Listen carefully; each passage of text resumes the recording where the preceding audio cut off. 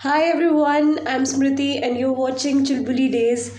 Today we are going to start chapter 16, and this is going to be a very important chapter because the little prince is now going to the seventh planet, which is the planet Earth.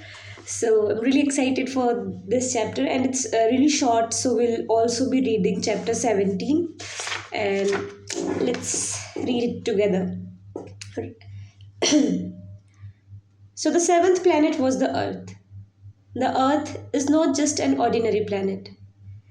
There are 111 kings, not to mention the Negro kings, of course, 7,000 geographers, 900,000 businessmen, 7.5 million drunkards, 311 million conceited individuals. In other words, approximately 2,000 million grown ups. To give you an idea of the size of the earth, I shall explain that before the invention of electricity, throughout the six continents, a veritable army of 4,62,511 lamplighters had to be maintained for the street lamps. Seen from a little distance, the effect was magnificent. The movements of this army were regulated like those of a ballet. First came the turn of the lamplighters of New Zealand and Australia. Then, having lit their lamps, they would go off to sleep. Next, the lamplighters of China and Siberia would join the dance, after which they too would disappear into the wings. Then came the turn of the lamplighters of Russia and India, then those of Africa and Europe, then those of South America, then those of North America. And they never made a mistake in the order of their entry on the stage. It was fabulous. Only the man in charge of the single lamp at the North Pole and his colleague responsible for the single lamp at the South Pole could enjoy a carefree life of laziness. They only worked twice a year. It's a very beautiful. The geography of the earth is described, how in the end of the chapter they say only the lamplighter in the North Pole and South Pole uh, has a carefree life. Now we are going to read chapter 17. When one wants to be funny, one may have to lie a little bit from time to time. I haven't been quite honest in talking to you about the lamplighters. I'm running the risk of giving a false idea about our planet to those who do not know it. Men occupy very little space on the earth. If the 2 billion inhabitants occupy the planet, were to stand upright and crowded together, as at a meeting they could easily live on a public square 20 miles long and 20 miles wide, all humanity could be piled up on a tiny islet in the Pacific. Grown ups, of course, will never believe you. They think that they take up a lot of space.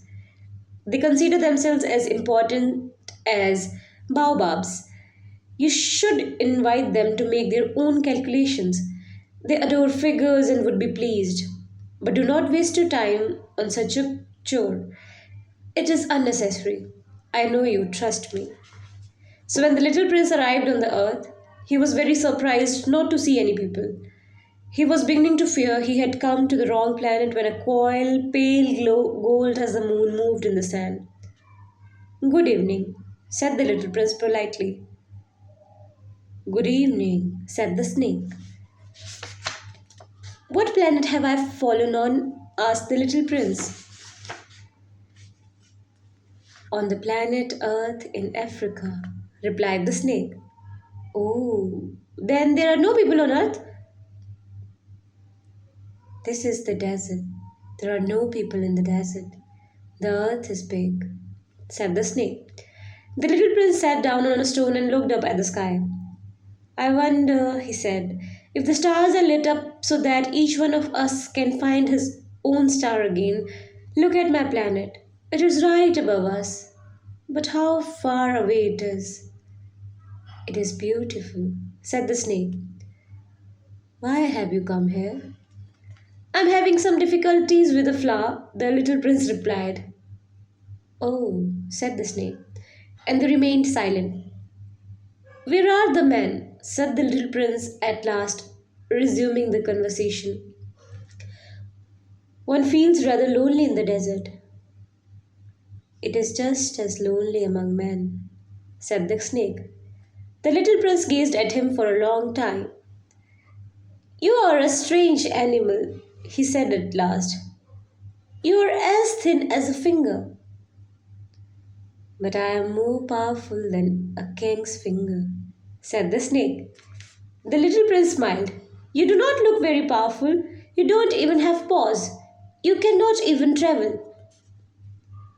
I can carry you farther. I can carry you farther than a ship, said the snake. He twined himself around the little prince's ankle like a golden bracelet.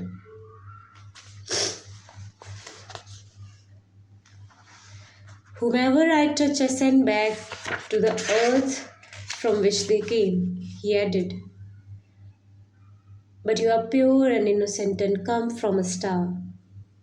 The little prince said nothing. I feel sorry for you, so weak on this earth of granite. I may be able to help you one day if you become too homesick for your own planet. I can. Oh, I understand you perfectly, said the little prince. But why do you talk in riddles all the time? I solved them all, said the snake, and they both fell silent.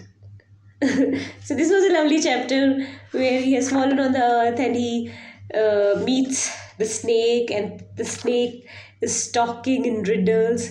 So yeah, this was chapter 16 and 17, and let's meet for chapter 18 in the next video. Bye bye, take care.